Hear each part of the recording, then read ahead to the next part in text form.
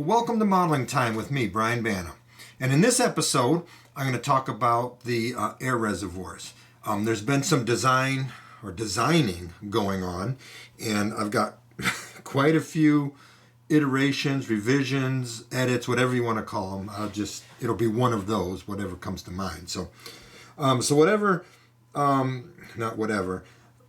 The edits that I've been doing, I think I've gone through probably about 6 or 7. I've been printing. As soon as I finish one, I come up with an idea for a better situation or a better design, and I'll implement it and go print another one. So I just keep going right through them. So, before I move on, the trucks are all together. I just need to put the speed recorder and wheel slip indicator cable on them. But other than that, the trucks are together. Another thing that I have been thinking about, and I cannot find any reason why not to glue the frame to the sill unit. The two of these have nothing to do with how the shell fits on. Well, actually they do. The frame does. The frame locks the shell in place. But the sill unit does not. There's cutouts around it where the shell tabs go through and stuff. So there's really no reason at all not to glue this sill unit to the frame. So that's probably going to happen, but it will not happen until after I get everything on the frame done. That means the pilot plates and such. Nothing is going to be assembled until I get the pilot plates done, and then I can go and move on to the other parts and all the detail that goes on there. So let me talk a little bit about the design on these air reservoirs. One of the viewers, his name is Hector, asked if I could talk about how I design. I don't understand exactly what you're asking, Hector.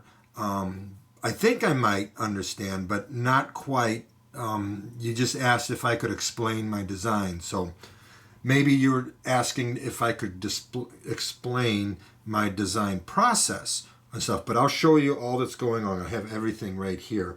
And right now I have the latest iteration or edit fresh off the printer.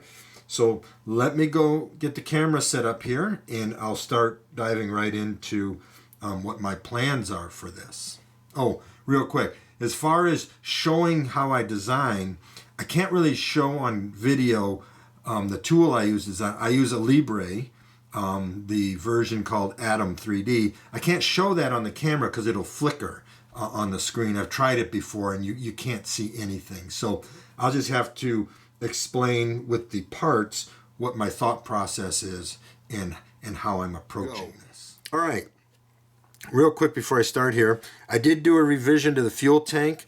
I moved the sight glass, the fuel gauge a little bit further back. I found a profile photo of a Norfolk & Western RS11 by Bob Harp, and it had a really good view of the side of the fuel tank, so I could get a location where that fuel gauge is supposed to be. So I built a new fuel tank, so this is a new one.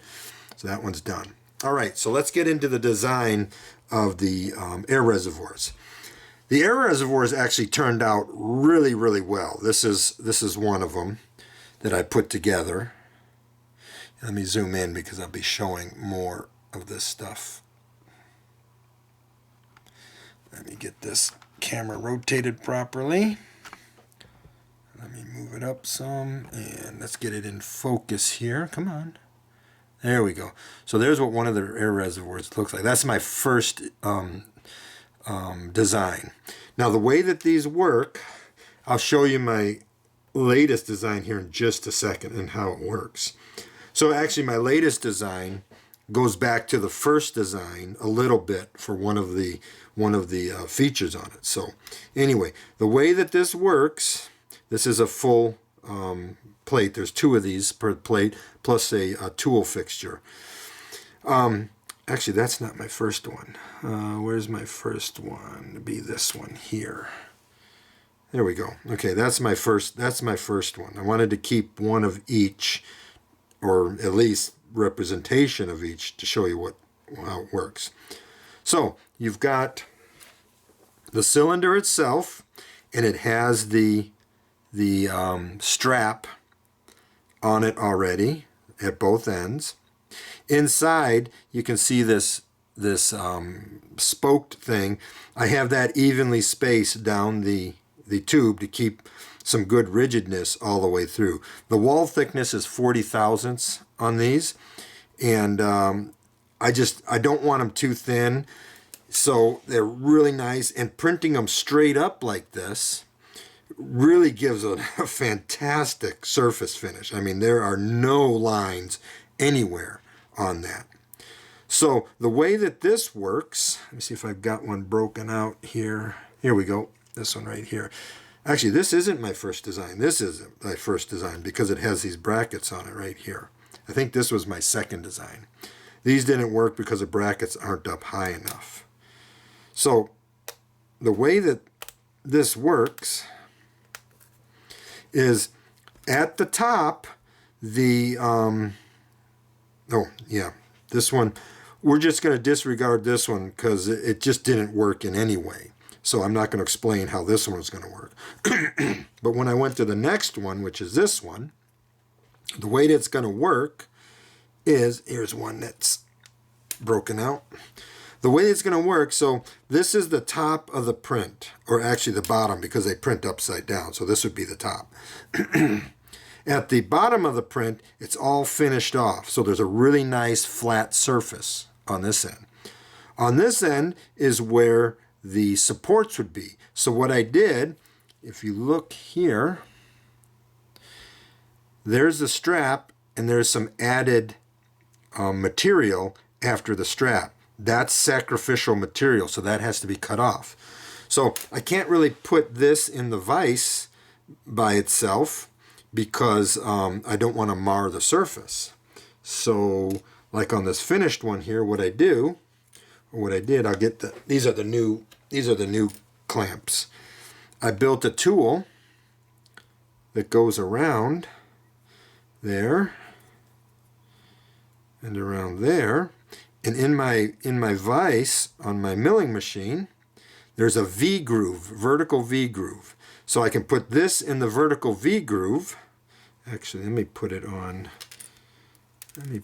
one of these that has the where are we at here? Not that one, not that. Oh yeah, let's just do this one since I'm not using this one. I put some heavy supports on the bottom. That's why they're not breaking off as nicely.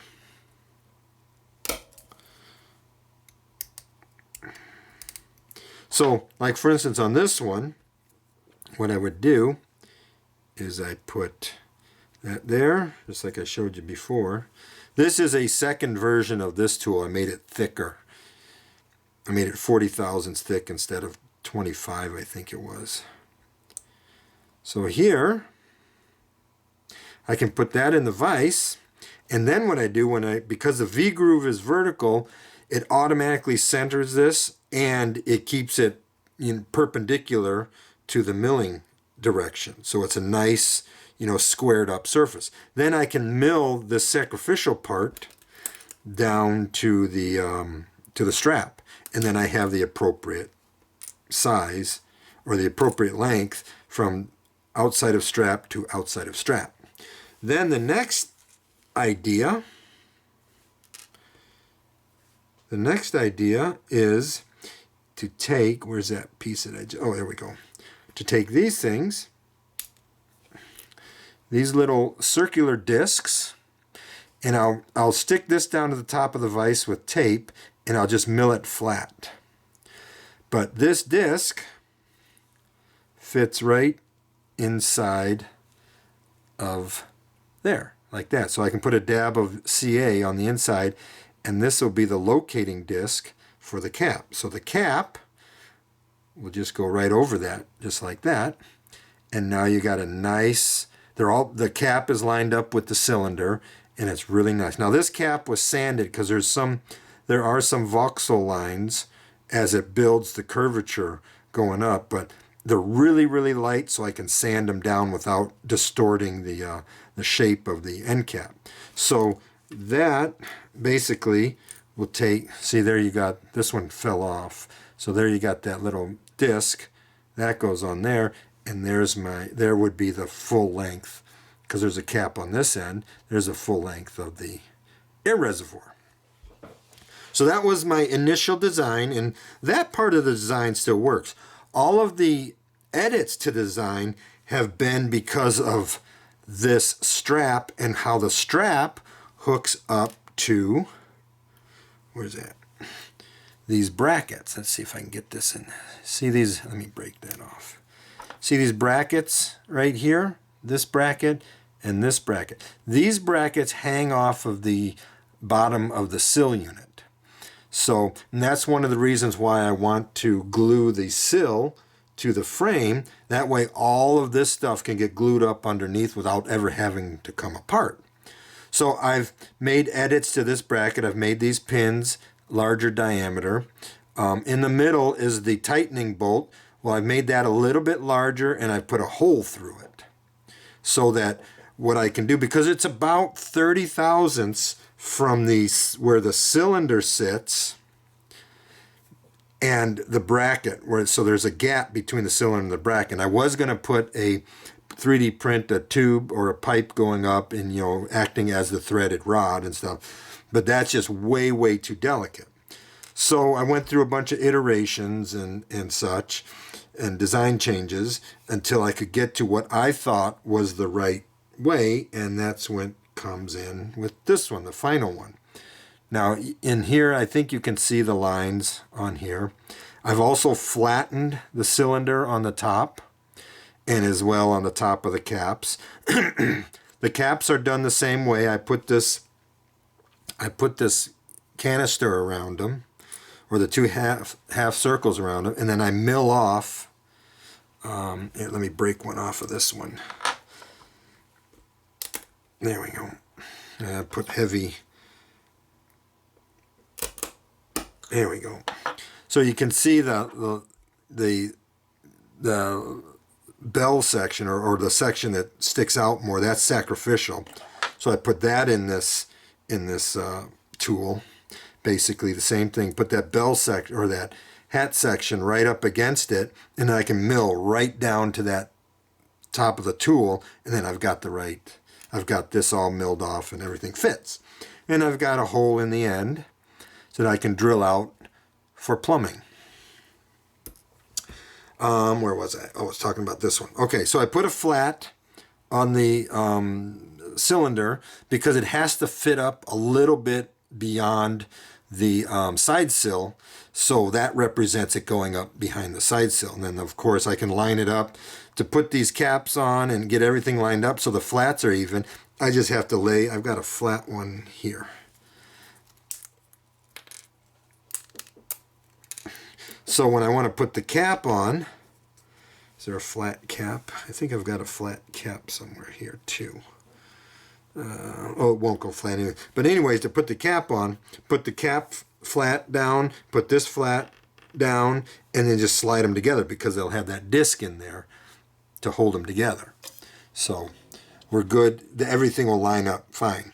Now on the final iteration, let me see. No, not the final iteration yet. This one.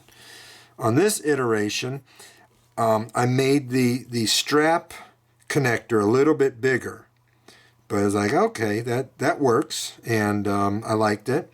Now the way that these straps work, let me see if I can draw it out for you on here.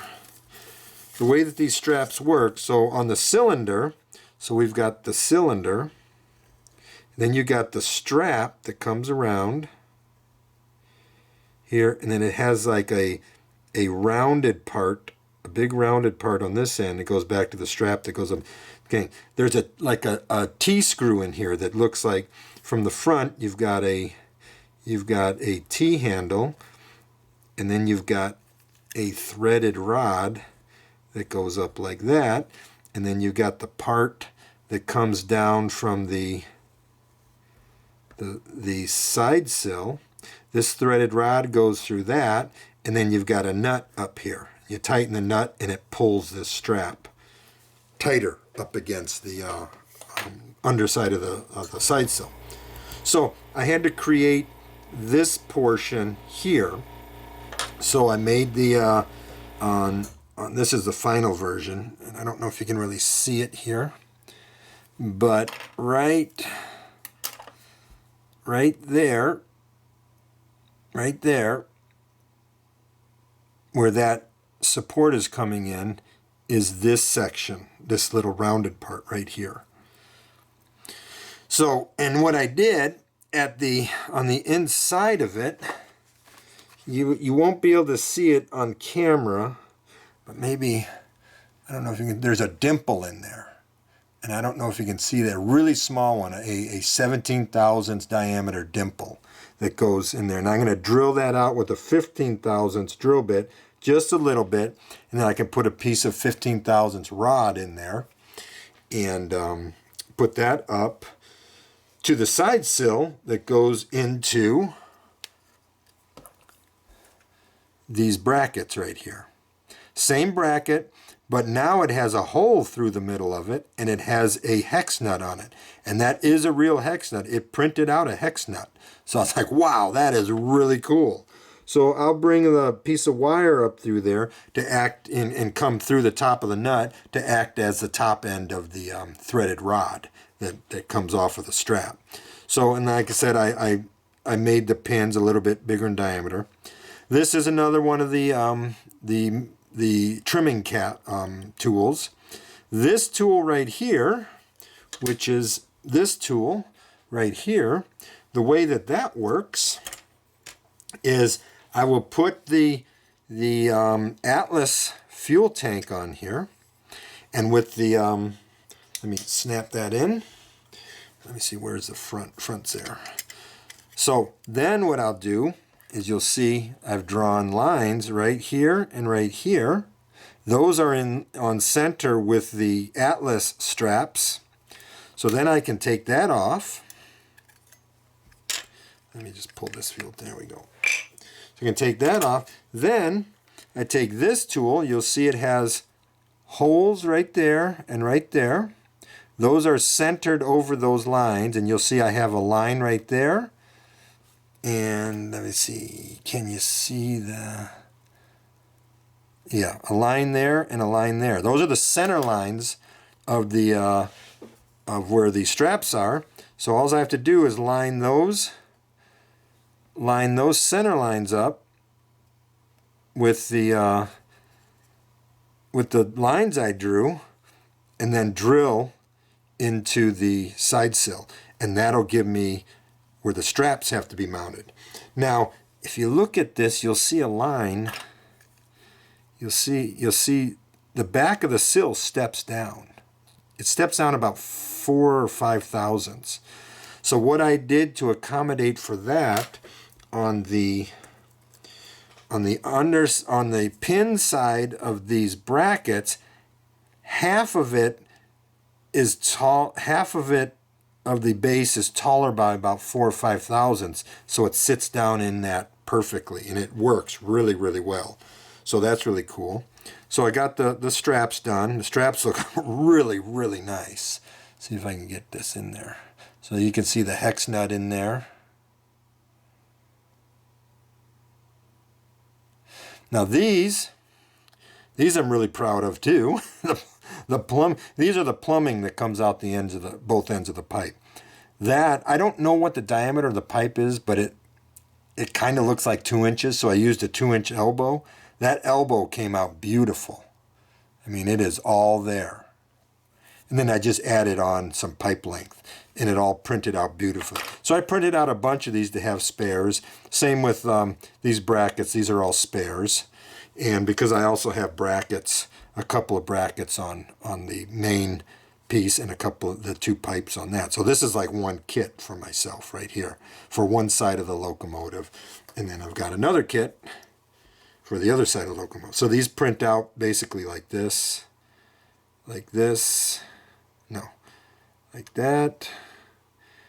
yeah, like this. This is how they're oriented on the printer, like that.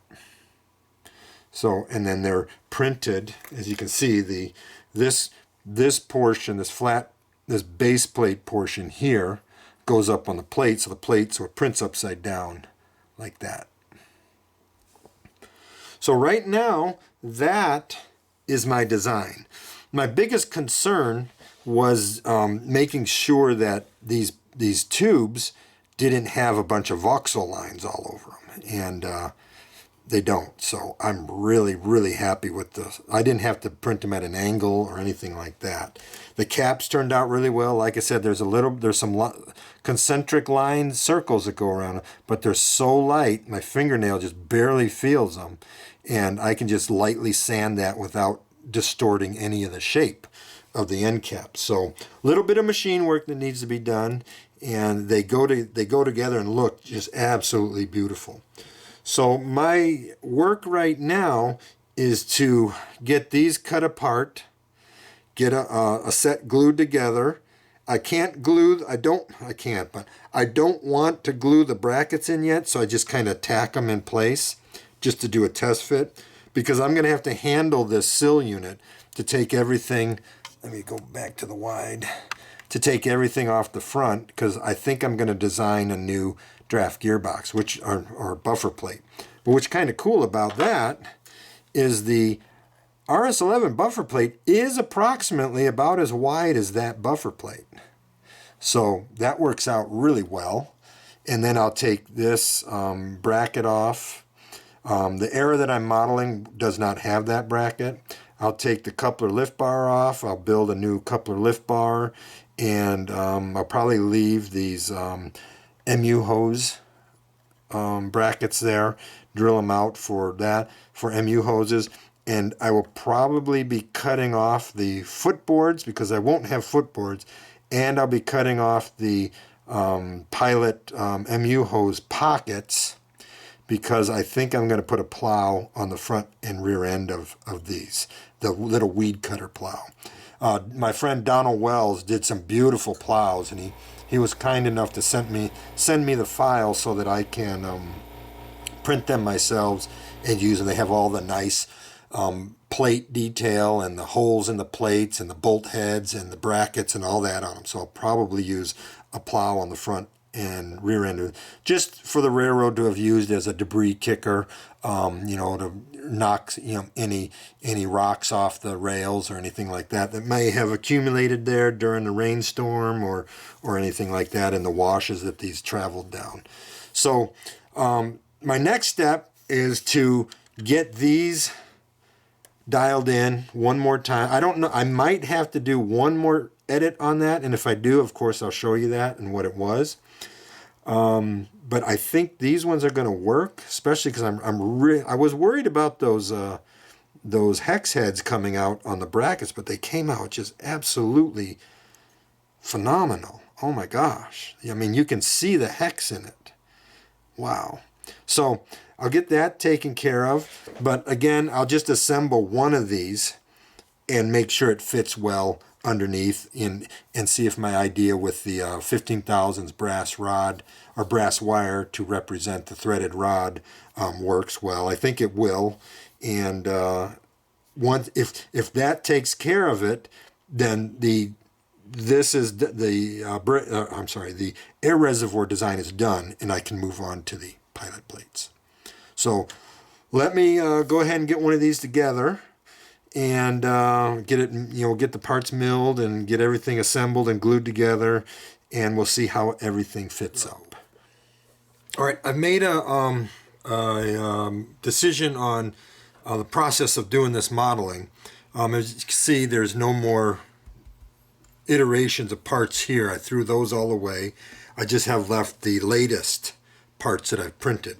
So before I go any further into building the air reservoirs, those are going to be set aside, I need to clean up the Sill unit to make sure that everything's off of it that I want to cut off, because before I glue anything on here, I want to get all of the Sill unit taken care of. That means the pilot plates, all the details cut off that I want to cut off. That way, while I'm handling it, I'm not breaking parts off that I've just added. So we have to, the usual, deconstruct before we do construction. I'm pretty sure that these will probably be my last iteration, although there may be just one more just to dial in that where the bracket and hooks up to the air reservoir and the side sill. So before I get any further into that, I'm going to go ahead and take care of the pilot plate. So this is actually turning into brake cylinder or air reservoir and sill unit construction because it's all one piece. So before I clean anything off the pilot plates, I want to get holes drilled where I need them drilled because, for instance, this pilot grab is going to be removed because in 1976 these were not there. But the mounting holes were there. So I want to drill out the mounting holes so they'll be there. So I got 2 on this side, 2 on that side, and 1 in the middle. And then I want to clean off the coupler lift bar and the brackets. So I will put 1 hole for the new brackets because they're the cal scale brackets. So they only have 1 pin. So I'll put that. I'll drill that out, and it doesn't have to be the right size right away. I just need a location hole, and then I'll put a couple of holes in the middle where they have the brackets for the coupler lift bar. I'm going to leave, or probably leave, the these MU brackets on there. I don't know yet. I'll get to that and see if I can clean all of this off without damaging those. I will leave those on there. If not, I might have to clean those off. And then these little tiny bolt heads, this one, that one, that one, on both sides, I will drill a small hole where those go, and I'll put some NBWs in that place. And then I have to clean off the draft gearbox and everything off the bottom of the pilot, because I am going to do a new draft gearbox. I've made that decision. I'm going to do that. So I need to do that for this end and the other end. I also need to clean off these jack pads because I'll use the probably use the cal scale, although I might print my own and make it so that they fit nicely up against the bottom of the sill, so you know everything is glued on multiple surfaces. So I got to clean those up, that, and that will take care of the sill. Now, if I can find a picture of the top of the battery box area to see what it looks like, I may put new tread plate on here. I don't know, because this isn't the right tread plate. I believe if it's the same as the RS3, then it would be diamond tread plate. So, and I have plenty of that from my EMD stuff that I could cut up and put on there. But I don't know what the top of the battery boxes and such look like. So if I can find a picture of what that looks like, then maybe I'll redo all of this and the tops of these. I don't know if there's doors on top of these or if they're just tread plates, so I just need to find that out. So right now, I'm going to go ahead and clean up all of the pilot plates and get the side sills taken care of. All right, so I spent the afternoon working on the pilot plates. I got both ends done, so this one's all cleaned up, and that one's all cleaned up. So now I can, oh, and I also cut the jacking pads off. I did mark the center. You can, let me zoom in here. So I did mark the center of the jacking pad here and here, and the same on the other sides. So right now, as far as the disassembly goes, the sill unit is done, so I can actually start assembling stuff on it. But I still need to see if I want to replace the tread plate. So right now, I'm going to go look at some photographs to see if I can get a somewhat of a top view looking down on the tops of these battery boxes and see how they're done, whether there's latches up on top or not. I don't know. I've never seen an RS11. Well, actually I have. I've been out to the Illinois Railway Museum and they have one, but I never took interest in it. So now I live, 13 and a half hours away from it. I used to live an hour away from it. So what I'll do is I'll look at that, look at the deck plate and stuff. So to cut these off, first I drilled the holes. Let's see, get this in focus. Come on, there we go. So first I I drilled all the necessary holes, and you can see them better there. And then I cut all of the details off except for the MU hose brackets. I won't cut these little MU hose sockets, or whatever you want to call them, out yet until I locate where I want to put the MU hoses. I'll be using Kato MU hoses, so it'll take care of that. So everything's cleaned off. I do need to fill this back here, right back in. I'll put a piece in here, fill that, tie it together, and then fill it from the front, because it'll be a step right there. So I'll fill it from the front, sand it all in, and then I can locate the holes. Whoop, fill it from the front also, because there'll be a step right here. And then I'll locate the holes for the plows, take care of that, and then pretty much it's ready to go together. So that takes care of the sill unit, and now it's time to assemble it.